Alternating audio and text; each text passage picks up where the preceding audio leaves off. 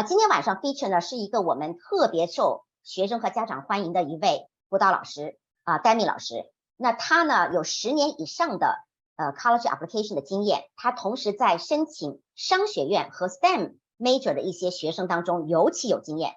我们很多家长在跟他做这个咨询的时候也问他了哈，是怎么一个机缘巧合让 Demi 老师在 STEM 方面这么的擅长？原因是他当时刚刚开始做这个 counseling 的时候。由于他辅导的主要的是我们亚裔的学生，所以很多亚裔的学生在 STEM 方面又非常的出色和优秀，所以他就有机缘巧合在这方面积累了相当多的经验，包括一些我们说的小中男在 STEM 方面非常擅长优势，但是呢可能 personality wise 不是那么的 outgoing 的话， Demi 老师也是一个极其棒的导师，来帮助孩子 open up to themselves， 然后能够让他们把他们的最好的优势能够发挥出来。那今天晚上呢我们是请 Demi 老师专门来分享在 business 的申请方面的一些专长的一些经验呀，还有一些该做的事情和在高中期间可以让孩子们着重培养的来突出他的这个 evidence。 那他的学生被很多非常high level 的 top school 所落起，包括了这个 UPenn 的 Wharton、NYU 的 Stern、Berkeley 的 Haas， 还有 many more。 他自己本身呢是 UC Berkeley 的graduate school 毕业的，他的 MA 和 PhD 都是在 University 芝加哥是在 history 方面所以他是一个很好的 combination。 他既对 STEM 和 business 的学生特别的了解，同时他由于自己的写作非常的出色，所以他在写作 essay 方面也给学生增强了很多的竞争力。今天晚上他的课题呢会在这么几个 area， 一个呢是 What do top ranking 的 business school looking for 在 applicant 身上，同时 How to choose the right undergraduate business program。 第三个呢是 How to demonstrate leadership and entrepreneurship through extracurricular activity。 第四个是 admission strategy to get into best business school。 那今天晚上我就把这个 floor 现在给 Demi。 So Demi, now you can open up your mic and also video. I will stop sharing. You can share your PPT. Now the floor is yours. Thank you so much. Thank you. All right, well, hello everyone. Today I'm here to talk a little bit about business strategies in the undergraduate business school application. My name is Demi. I'm a college consultant. I've been doing college consulting for a little bit over 10 years now. This is my 10th cycle, meaning I've gone through 10 application cycles with this year. So it's been a while. Among my areas of expertise are STEM with a strong focus in engineering and computer science. And then I would say my other focus is business and economics, business school in general. So this is right up my alley. These, I have multiple students every year that I work with business schools applications. This year was no exception, with great successes. In fact, today I'm going to talk about a couple students that I worked with this year that were accepted, one to Wharton, UPenn Wharton, and another one to NYU Stern. So to give you a little bit more of a summary of who I am, and Sophia has mentioned this already, but to say it again, I did my bachelor's degree at UC Berkeley, master's and PhD, University of Chicago. I myself am not a product of STEM or business. In fact, I am a historian. And believe it or not, I think that's what makes me a great person to guide students in their STEM and business applications. At the very heart of it all, I'm a storyteller. I'm really driven by narratives and stories, by writing, creating writing pieces that are cohesive and powerful. And I feel that in combination with students' backgrounds and creating a strategic narrative and powerful narrative is what makes me work really successfully with students of STEM and business backgrounds. Okay. All right. So to go a little bit of an overview of what we're doing today. It's a brief presentation. Mostly I'm going to talk about what makes the business school application unique. What does it even mean? What's the difference between the normal College of Arts and Science application? And so I will go over that briefly. And then one of the major points that I'm going to talk about is how to prepare for a business school application. What are the sort of steps needed to be taken in order to be ready for a business school application? Do we just decide 12th grade, okay, I'm going to apply for business school, or do we have to have some kind of background in business in order to be a desirable candidate? After that, we will go over the case studies that I mentioned. So we will go over the profiles of 2 of my successful students this cycle for business school. So, we'll get a little bit of a deep dive into what it is that students do with me. How do we work to make sure that they have a strong application? And right after that, we will open up a little bit for questions and answers. So many times I'm asked, like, what's the difference between a business school application and just a normal application? Well, I think one thing that's important to keep in mind is that a business school is generally a pre-professional program. So while the College of Arts and Science, if one decides to major in physics or in English, you have a much more of an academic track where you're expected to do research, take courses, attend seminars. Business schools do a little bit of that, and some more intentionally than others. And we'll talk about the different kinds of programs in business schools. But the main purpose is to prepare students for the workforce, to become, business people who can be entrepreneurs, but also work at a company and have marketing strategies or accounting, depending on their fields of focus, right? So it is a pre-professional school. That's a big difference. The curriculum generally looks a little bit different from what you would have in a non-business schools, and more akin to what you would have in something like an engineering school that's more specialized, another pre-professional school, right? So that's one of the big differences. It is sometimes a bit confusing because not all the schools have an undergraduate business school. Not all the schools have the same steps to get into a business school either. So it's pretty important to pay close attention to each of the school, each of the programs, each of the business schools. And one of the very important thing that being a pre-professional school entails is that, while business schools, especially at an undergraduate level, do care about your well-roundedness, your diverse intellectual curiosities, the things that you like, the things that, make you who you are, your ethics, and all of this, they also really have an interest in how well do you display, a key interest in business. They cannot accept people into the program without having a good idea that they are, in fact, interested in business. They could claim it, but if there's nothing there to show it, then it becomes a little bit of a more challenging application. So that's something to keep in mind as you are deciding whether or not to apply to business school. Some of the top ranking business schools, I've helped a lot of students to get into some of these, or all of these rather, is the quintessential business schools, UPenn, Wharton, very, very famous business schools, probably the most popular in the world, probably the most powerful as well, especially at an undergraduate level. So they're really, really strong program with great fields of study, including your typical accounting, business economics, and public policy. They also have really, really amazing programs that are more interdisciplinary in nature, that they include other things. MNT, for example, Management and Technology business program, is one of the most selective programs in business in the world, and an extremely powerful one that sort of like takes the business school with the crazy waves of tech into account to create a very, very powerful interdisciplinary program.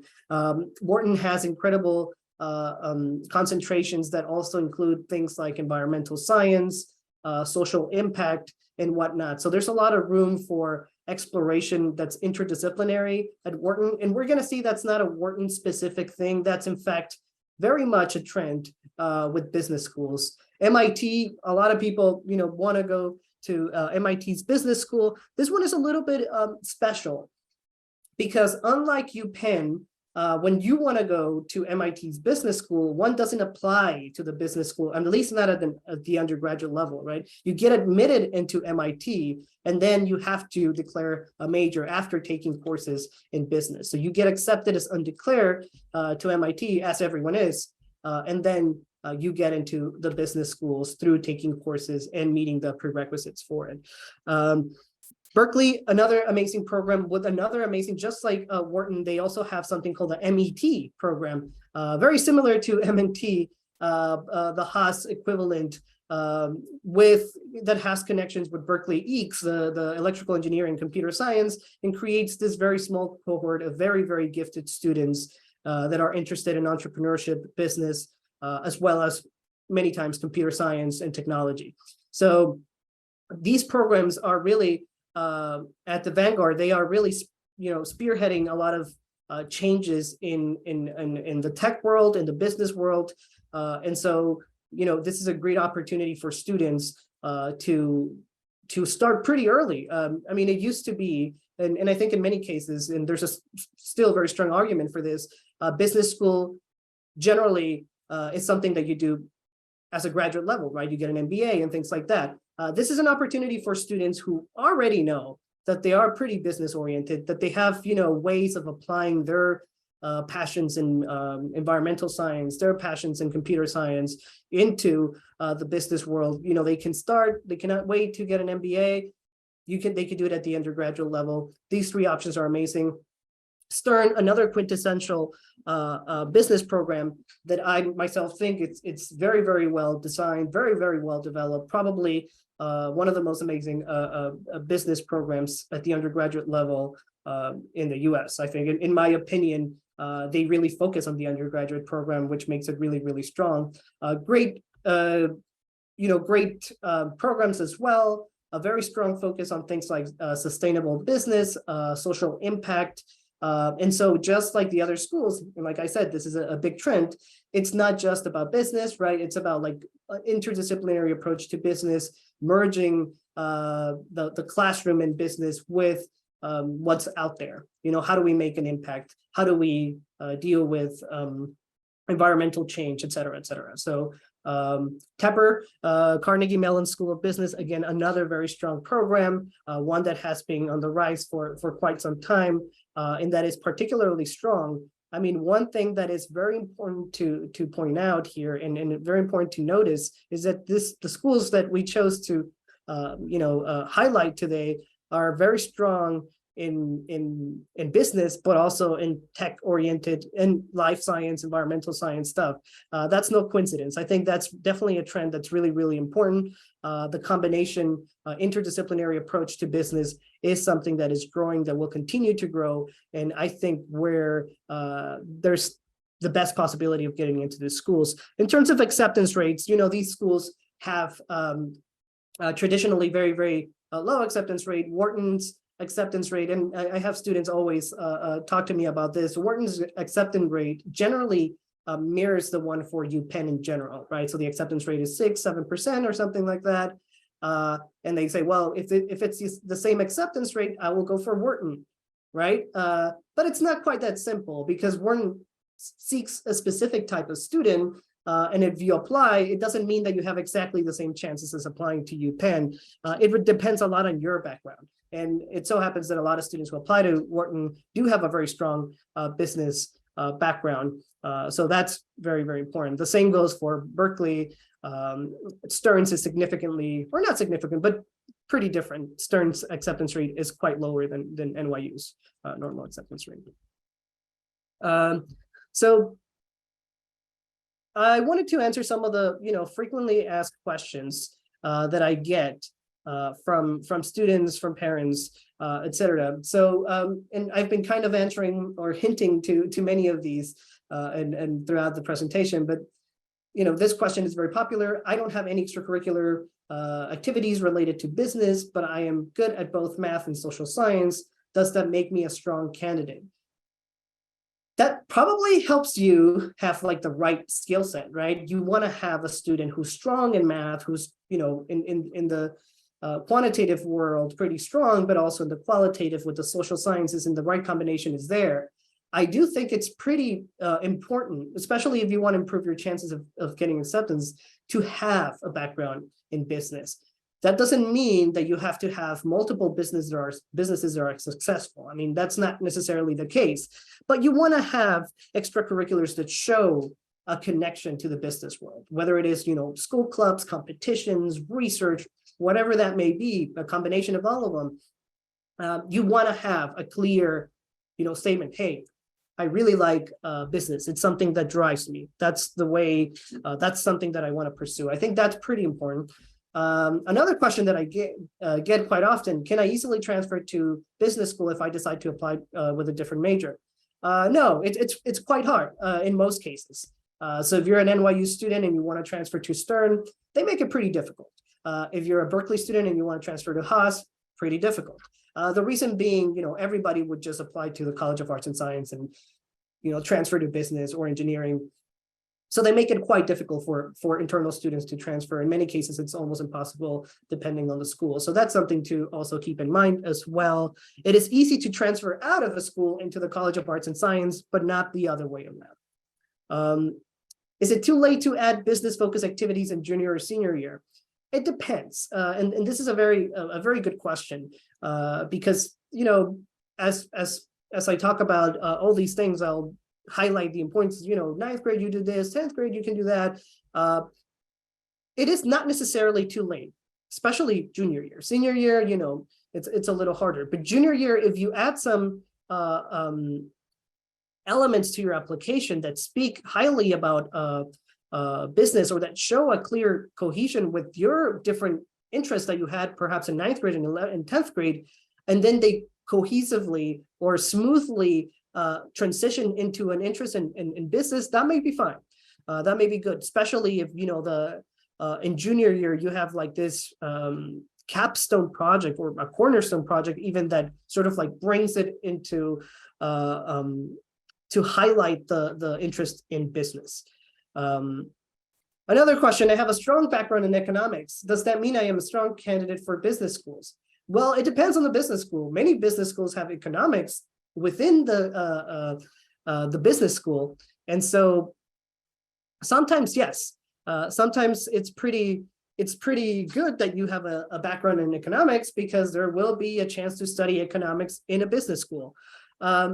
The type of economics that are done in business school are generally a little bit different from the ones that you do outside of business schools. Like in the College of Arts and Science, there might be a little bit more focus on behavioral economics or a little bit more, quantitative without going into things like markets. And in the business school, it might be more focused on, finance and the market and things like that. So there might be a little bit of a difference, but yes, potentially.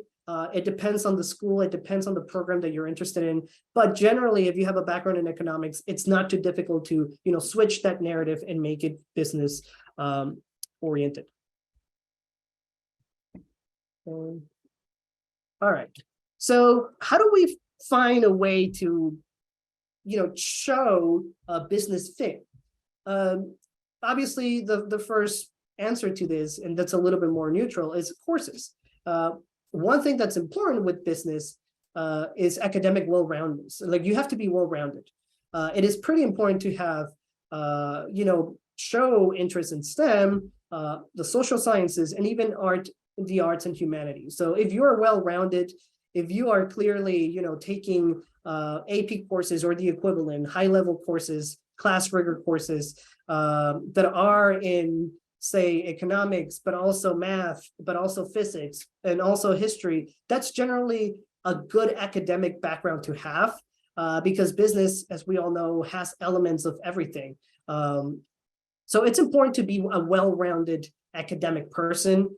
If you are, laser focused, tunnel vision, math person, USMO, and all the preparations for math and not really taking any high-level courses in the social science or the humanities or the languages or anything like that, that it is likely that you're not going to necessarily be the strongest candidate for business. So it is important to show well-roundedness, to show the ability to manage all kinds of different academic fields. That's pretty important in terms of coursework. Of course, aiming for the highest level of courses, class rigor is always helpful, not just for business, for any major, really. In terms of extracurriculars, this one is a little bit interesting because I think what really matters is, again, that we show that there's a clear interest in business. How do we do that? Well, find activities that demonstrate a clear interest in entrepreneurship, business, economics, students who participate in DECA, Finance Club. They have a business podcast, an organization that it's maybe like a identity group specific, or an organization that promotes small businesses in the local town. Students who do research in business in combination with another field of study, and having actual businesses. If a student has this small, online store where they sell whatever, right? So showing the initiative, the leadership, and just having that desire to penetrate and explore and probe the business world is something that it's going to be rewarded quite well. I mean, not only is it going to show that business is the right fit, that the student clearly has an interest in business and wasn't just last moment decision November 1st, rather that it was something that was developed over time, that the student pursued leadership. Leadership is always important in clubs and activities and so on. That matters quite a bit. So it's important to demonstrate leadership, communication skills, making an impact in your community, being the sort of like bridge between the community and your school, or the community and X group. Having that sort of approach to clubs and organizations is going to be pretty rewarding when it comes to business. So that's generally one of the ways that a student can clearly say, hey, I have a business background. I have an interest in business. Here it is. I have a podcast that talks about business, and it invites local business owners to discuss the way that they develop their businesses. Or they bring in people who talk about the intersection between environmental science and business, or whatever the case may be, right? So having those things is very, very, very important. Just as important, in fact, than the next thing that I will talk about, which is competition and business-related competitions in this case. So we talked a little bit about DECA and competing in DECA. If your school doesn't have a chapter, that's fine. There are different ways to compete. There's the Diamond Challenge, which is famously one of the major business-related things that one can do. Blue Ocean Entrepreneurship Challenge, Wharton Global High School Investment Competition, Conrad Challenge, Genius Olympic Business, et cetera, et cetera. So there are many competitions that a student can be a part of that will likely, again, show a clear interest in the field of study. This also includes things like summer programs, right? So, there are the Wharton summer programs. The M&T summer program, for example, is a fantastic way of showing an interest in that intersection between technology and business. Even Moneyball, whatever, all of the Wharton programs really for summer that are business oriented are good, depending, of course, in the grade that the student is in, right? Sometimes summer programs look great. Sometimes they don't look as great if you're doing it on junior year, when you could have done something that's a little bit more high impact. Programs that show leadership. The Bank of America Leadership Program, which is a fantastic program, very highly selective. Launch Checks, which used to be an MIT program that was formidable, and it's now a little bit less of what it used to be, but still a great way to find sort of like that intersection between leadership and business. And there are countless programs out there that could be great in showing, again, what we call business fit, right? So, highlighting things that the student has that clearly show, hey, I'm well-rounded academically. I've done all these activities, competitions, and so on, research and whatnot in the business-oriented field. Well, now I'm a good candidate for business school, right? Now I clearly have a background in business that will make me a strong candidate. And that's sort of like, the filter. That's the main thing. Once we have those backgrounds and we have a background in business, we clearly have a passion for it. We've taken the right steps in terms of extracurriculars, academics, summer programs, whatnot. One thing that's really, really important, and I've seen this over and over again in successful students, it is clear that for those students, business has a purpose. When business is sort of like, okay, yeah, I want to study business because, and then, there's no real reason, money, or a business because, yeah, I want to work stock market, or, I want to be an entrepreneur, but why, right? And I think very successfully, the successful students are able to answer the question. Why? Well, because business is probably the best way to make sure that, we protect our environment. Why? Because I think through business, we're able to, close the inequality gap in our society. Oh, because through business, it is easier to fight social injustices and things. That type of answer generally fares way better than not having an answer. And you don't just need to answer it with your essays, you need to show it with your activities. So business with a purpose is what I call sort of like making sure that your moves in business, so that podcast that we talked about, right? Is it about just business, or is it about how businesses can empower a minority in this town? How about business can be sort of like a way to improve the environment or something like that, right? What if research is not about just how you make money through a business, but rather that connection between that business and social impact. So that sort of quality of a background with somebody, a student's background in business, if it has a clear purpose, tends to be far more successful. If business with a purpose is what the student has, generally that student will have a better shot at schools, because that's also the trend with the schools. It's not just that the school is saying, the student is saying, oh, okay, well, I'm really interested in the participation of women in the business world. And, why are there so few women who are CEOs? And why are, that's something that the business schools themselves, especially at the undergrad level, are questioning. And there are some of the things that they're trying to figure out. And that's part of what the business schools want to do. So it is quite important to have a purpose with business. In my opinion, that makes a huge difference. So if a student tells me, I'm really interested in business, but because business and environmental science, business and women's studies, business, and that is what makes a big difference. So timing is also important. I've been talking a little bit about that, but the earlier the student starts, if we start to have activities that show some kind of interest in business in 9th grade, well, that's great. It doesn't have to be 9th grade. I think 10th grade would be an ideal time, a fine time. But if it starts in 9th grade, perfect. If it starts in 10th grade, that's great. But then, the more you wait to showcase this, clear interest in the business with a purpose, the better. If even if in 9th grade, the student just did a lot of volunteer work with environmental organizations, cleaning the beach or picking up trash and working with advocacy for the environment, nothing to do with business. And then in 10th grade, all of a sudden they have something about business and the environment. Well, we have a story there, right? We have a narrative. There's something we can tell about how, the student really cared about the environment. And then they realize, oh, through business, it's a very effective way that I can make change. Because, with money, I can make change, and I'm able to sort of like do both. So that is pretty important. That makes a big difference.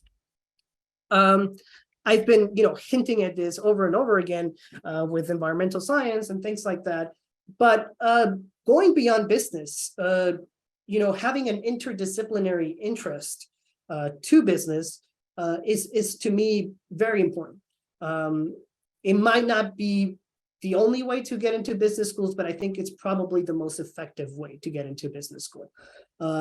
So again, if a student has a clear background in computer science, maybe they use a code, silver, maybe they have some awards in computer science, maybe they develop an app that is related to business. Well, that's perfect, right? There you go. You have your MET, your MNT, and all these types of applicants that are able to find that crossroads between computer science and business. But that's not exclusive to the tech world and not exclusive to computer science, of course. You could do so through engineering, psychology, environmental science, virtually any field of study that you can think of. You can probably pair it in some way, shape, or form with business. I had a question of somebody who says, hey, you know what? I really love writing. Like I'm in journalism, I'm in creative writing. I really love business as well. Well, this person started working a lot on pieces that were about business, and then, having this sort of like background of communication, effective writing, and business, which was a quite a unique and strong profile as well. So you can find always a way to connect your interdisciplinary interest with the business world. So to me, I think it's a pretty good way to approach business. And I think it's probably not just for strategic reasons of getting into business school, but I think it probably gives an additional, way of understanding the world, a way of understanding the business world specifically to the student that will likely also have benefits in the long run, right? Having that sort of like mission, passion, interest in different fields of study. The best way of making sure that all this comes together, what I've talked about, beyond business, interdisciplinary approaches to business, business fit, and all these other things that I've talked about, is generally through something that I call the Cornerstone Project. What I mean by that is it's kind of like a passion project or a capstone project that generally begins earlier. To me, ideally, that project begins sometime in 10th grade when students have some kind of idea of what their interests are. Maybe by that time the student said, I love business, I love environmental science, I love technology. How about I create an app that is a business but also helps the environment? That would be a cornerstone project, right? Something that's like a project that combines the different things into one cohesive and strong and powerful project. It could be an app, it could be research, it could be an organization, it could be a book, a play, it could be whatever, right? But that combines all these elements into one project, and that hopefully is not like, oh, okay, well, I'm going to do that in the beginning, or in the summer of 10th grade, and that's it. No, generally a successful cornerstone project is something that the student does 10th grade, 11th grade, and 12th grade, sometimes even 9th grade, right? So that's what I mean by going beyond business, but making sure that you have all these different elements, making you a strong business candidate, but it's also very rich in the backgrounds that the student has. There's always, of course, a balance. I'm saying, okay, we'll do this and do this and do that. So one of the things that I do as a college consultant is making sure, how do we find that balance? Obviously a student cannot be, they can, but it's difficult to be like USACO, USAMO, and DECA, and all these different debate and all these different things combine into one student who's also doing research and doing all these different things. So managing which activities give like the best results, which ones give diminishing returns, managing time commitments and all of that. It's a big part of what I do as a college consultant, particularly grades 9 to 11, right? So that, one of the big things is, how do we create this narrative with your activities without burning you out as a student, where you have no energy or time to, enjoy life, right? So that's a big part. So I want to move on to my case studies. So this year, like the year before, I've consistently had every year for the past few years, students apply to Wharton and Stern and get in. Those are the two most popular business schools that my students apply to. I have students who do what we call like mixed applications, and they target some business schools, and for some other schools don't apply to business schools, but rather different programs, sometimes economics, sometimes environmental science, or different things. That's a very common thing. I think every year I have applicants for Wharton and Stern, and every year I have someone admitted. So those are probably the two quintessential business schools at the undergraduate level, and the two that I are most represented, I think, with my students. So I'll talk first about my Wharton student. The student applied ED. I didn't write it here, I should have. It was an ED1 application for UPenn Wharton. So, we don't know where else the student could have gone in or anything like that, because the student withdrew all the other applications the moment he got accepted. Was like, I'm gone from all these other applications. So this student attended a boarding school, or attends to a boarding school in New England, a prestigious university. Boarding school in New England, unweighted GPA of 4.0, a 35 ACT, and a 1570 SAT with an 800 in math. Male East Asian student, so a very well represented background for business students. The student excelled in DECA with national and international awards, debate with national and international awards as well. One publication in business and environmental science. This was the student's cornerstone project. Basically, the student traveled throughout different tropical places in Latin America to see the ways in which climate change was affecting businesses, local businesses. And he wrote a paper that was published about the impact that the environment had in local businesses, how that affected tourism and other things like that. So a pretty strong research project that showcased the students' ability to, talk about business and have like a business mindset, but also care about things like regional studies with a focus in Latin America and also environmental science. So as you see here, the combination of the things that I've talked about came into place quite nicely here. The student, I started working with him in 9th grade. So it's a student that all of these things, the debate, the DECA, the focus, and the publication with the Cornerstone Project is something that we curated together, that we talked about what are your interests. Do you like to, debate, for example, was something that the student was super passionate about. And that was sort of like the way that he began to start to be very interested in Latin America and taking Spanish and learning more about that. The student clearly had a strong interest in things like international relations and things like that. Model UN was a big part of his high school year, still is.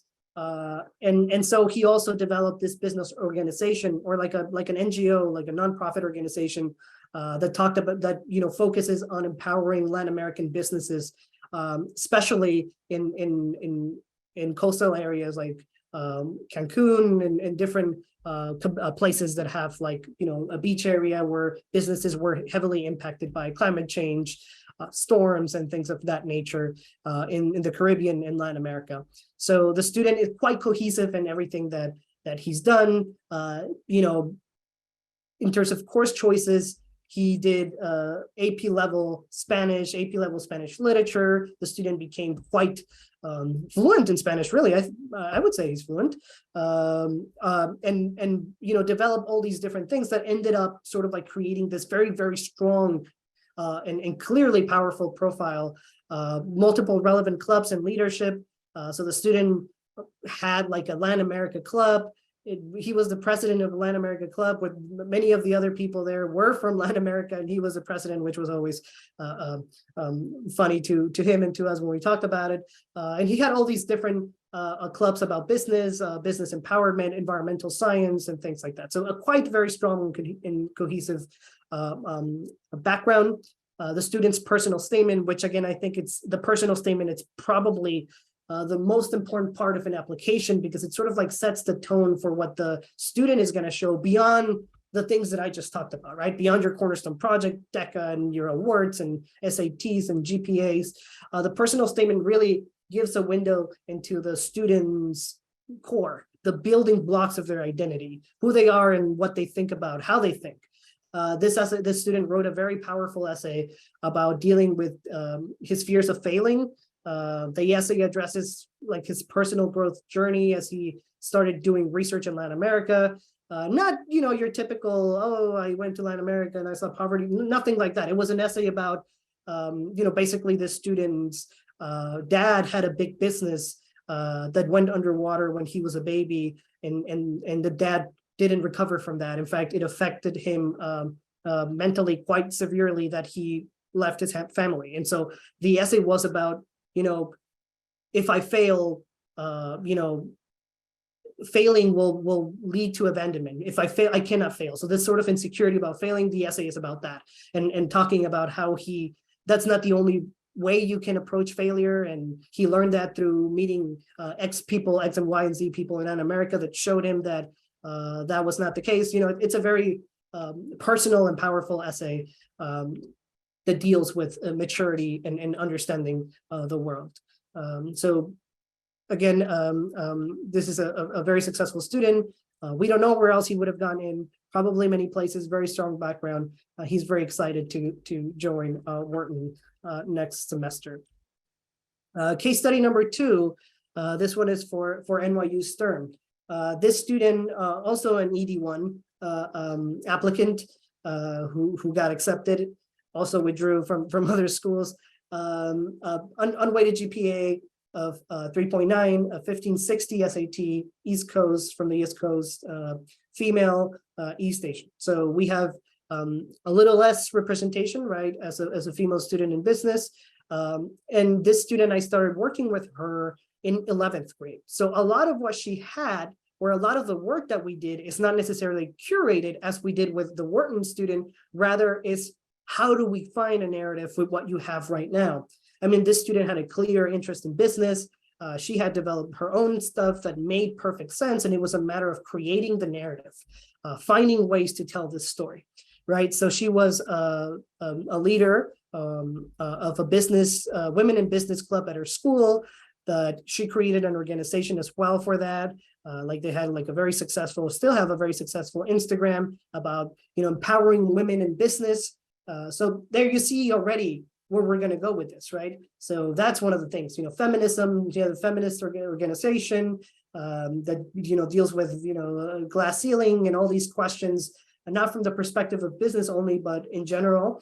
The student also had a very strong music background, a very strong interest in cooking, specifically baking, some DECA state awards, debate, a very big interest in drama, theater, and writing in general, right? So what we did is we sat down and we talked about, hey, how can we turn this into a strong narrative?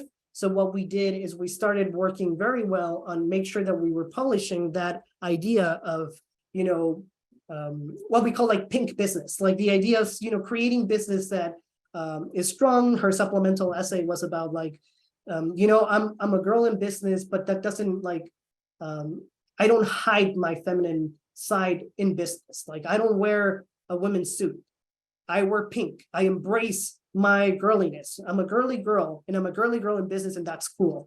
And that was sort of like the messaging that she was going for. Like my bedroom is pink, and I have a unicorn, and I'm still an amazing business leader. And it was that sort of strong messaging that the student was going for, that we decided that she should go for for her Stern essays. That really, I think, made a big difference. In the personal statement, we were able to use all of the other parts from her application quite successfully. I mean, it was a beautiful essay that was really poetic about, baking and sort of like talking about insecurities about her image, and sort of like bonding with mother.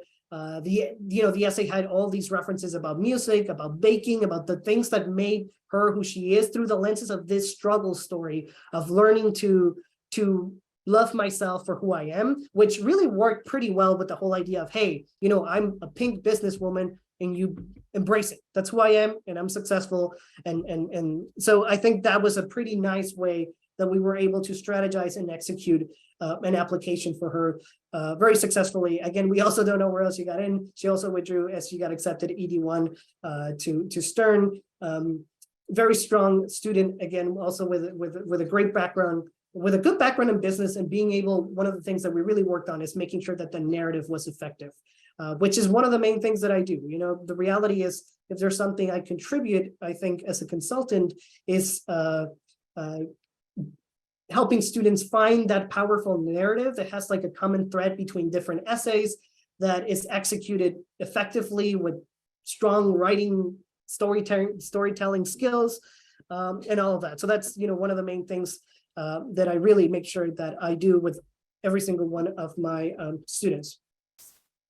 So to talk a little bit more broadly about, and I've been hinting to many of these things in previous things that I've shared. My college counseling philosophy is pretty simple. I believe very strongly in personalization. So I think it's really important for students and their counselors to get along well, to know each other, so that, we have the best results, right? A personal statement is difficult to write. It's not easy for a student to tell me, hey, I grew up with a lot of like body insecurities. Help me write about that. Hey, you know what? And this happened. This was a very successful essay from previous years as well. Hey, last year, in fact, hey, you know what? I have this thing that has really shaped my last year. I found out my mom is having an affair. How do I, those conversations are really, really difficult to have with a student when they are not comfortable. So one of the things that I really emphasize quite a bit is, getting comfortable with the counselor, making sure that we have a good connection. That's why I always say, the sooner we start working together, the better. I make it really easy for students to be able to communicate with me, because I work with so many students who are interested in computer science and tech. Many of them use Discord. I have a Discord that I'm always active on just to answer student questions right away. I make it so it's not like hey, okay, here's my teacher who's going to tell me how to approach college counseling. Rather, someone who's there more as a coach, as a friend, who's, hey, you know what, let's find this angle, let's strategize about this and that. And that's generally always my approach. Communication to me is very, very important. Yes, with the student, but also making sure that every stakeholder is informed of the process. That avoids confusion. Generally, I give students and the parents my cell phone number. I'm happy to text anytime. If you're going to call me, send me a text and then maybe call me, and then it's fine as well. I work, communication to me is important. I make sure that I'm communicating to the best of my ability with every single stakeholder. I don't mind, I love for students to participate quite a bit, especially when they're talking about like a personal statement or something like that. Then they may need some bit of privacy, but I don't mind strategic meetings with parents. In fact, they're helpful. Parents know things that I don't know. Maybe the student is hiding these words. Maybe the student is not highlighting some of the things. Maybe they're underselling themselves. So, I encourage students to join in sometimes, bring some information. Again, a lot of that depends on the student. Some students just really don't like it. But if students are open to it, I'm more than happy as well. I believe in collaboration. So counselors, students, and stakeholders are a team. I absolutely believe that. So everybody who is involved, every stakeholder should work together to maximize results. That includes parents. Parents are a very clear, important part of the entire thing, right? They know, like I said, there's no way I'll ever know the student better than their parents. That is a key thing that helps me and their students quite a bit. So I encourage as much participation as possible from every stakeholder. We're a team. I see it as such. So that's, my philosophy and the way that I go about it. This is a quick sort of like overview of the way I approach it. I like to have monthly meetings with freshmen. They don't have to necessarily be monthly. They are sometimes, if, for example, we're applying to a summer program in the month of January, and we need to meet 3 times. Well, we'll meet 3 times. If we need to meet 4 times, we'll meet 4 times. So it's not necessarily like, okay, every 15th of the month, we'll have a meeting. It's much more of, okay, we need to periodically have a meeting so that I can get updates, so that I know what's going on, so that we talk about time commitments and the clubs and strategies and things like that. But also I'm there.